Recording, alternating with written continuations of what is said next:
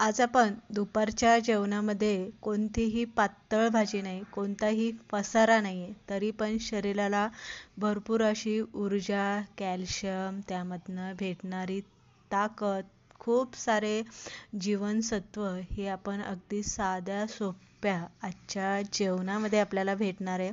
खूप थंडी चालू आहे आणि थंडीमध्ये हे 4 पदार्थ जर तुम्ही आठवड्यातून एकदा जरी तुम्ही साधं असं आहार घेतला तरी तुम्हाला कोणताही वेगळा असा आहार घेण्याची गरज पडणार नाही. तर चला काय आहे ते पुढे बघूया. रेसिपीला सुरुवात करूया.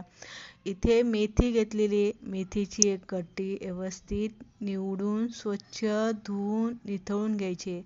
शेंगदाणे घेतलेले, हिरव्या मिरच्या, लसूण आणि 1 चमचा आपल्याला पांढरे तीळ आणि जिरी आपल्याला यामध्ये घालून घ्यायची.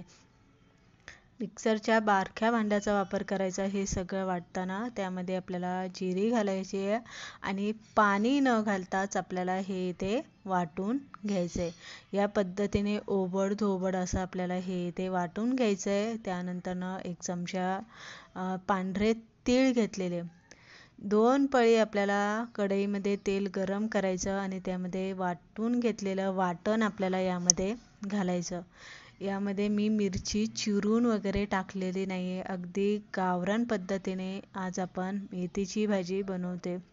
नंतर ना मेथी आपल्याला यामध्ये घालायची आहे. चवीप्रमाणे मीठ आपल्याला यामध्ये घालायचं आहे आणि भाजी व्यवस्थित खालीवर करून व्यवस्थित त्यामध्ये आपल्याला शेंगदाण्याचं जे वाटण केलेलं आहे आपण, ते वाटण यामध्ये मिक्स झालं पाहिजे. थोडंसं पाणी यामध्ये मी घालून घेतलेलं आहे. पाणी आवर्जून घालायचं आहे. मेथीची भाजी आपल्याला जास्त अशी कोरडी करायची नाही, तर थोडीशी ओलसर ठेवायची. 5 मिनटं झाकण ठेवायचं. 5 मिनटापेक्षा जास्त झाकण अजिबात ठेवायचं नाही. नाहीतर जे जीवनसत्व असतात ते पूर्ण कमी होऊन जातात. भाजीचा कलर बदलतो आणि भाजी पूर्ण शिजली जाते. मेथीची भाजी थोडीशी कचवट ठेवायची. खायला हेल्दी असते, जास्त शिजवायची नाही.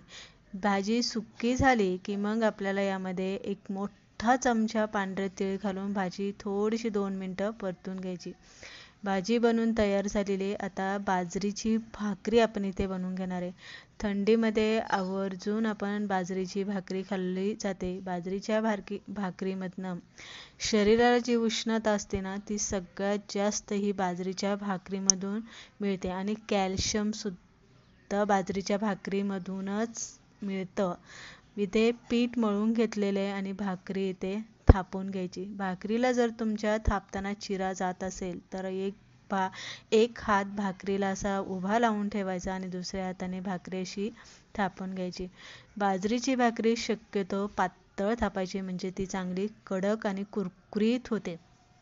थापल्याच्या नंतरनं वरनं तीळ जे पांढरे तीळ, ते पांढरे तीळ असे थापून घ्यायचे व्यवस्थित कडेपर्यंत आणि नंतरनं तवा इथे गरम करायला. भाकरी भाजताना तवा लय जास्त गरम करायचा नाही, नाहीतर भाकरी पूर्ण काळी पडते, डाग पडतात किंवा भाकरी चिटकून राहते. पाणी लावून घेतलं की आता आपल्याला खालच्या साईडने सुद्धा पांढरे तीळ असे टाकून घ्यायचे. पाण्यामुळे ते व्यवस्थित चिटकले जातात आणि व्यवस्थित मिडियम गॅसवरती भाकरी आपल्याला खरपूस अशी भाजून घ्यायची. बघू शकताय छान असा कलर आलेला आहे बाजरीच्या भाकरीला आणि एकदम टम अशी फुगली गेलेली आहे. तर अशा पद्धतीने इथे आपण बाजरीची भाकरीसुद्धा बनवून घेतलेली आहे. आता इथे आपण मी दुपारचं एकदम साधं असं जेवण बनवून घेतलेलं आहे, पण एकदम पोटभरीचं आहे आणि अगदी किती खावावा असं होतं. 1 वाटी शेंगदाणा ठेवलेला आहे. तुम्हाला गूळ हवा असेल तर गूळसुद्धा तुम्ही इथे 1 खडा घेऊ शकता. बाजरीच्या भाकरीबरोबर गूळ खूप छान लागतो.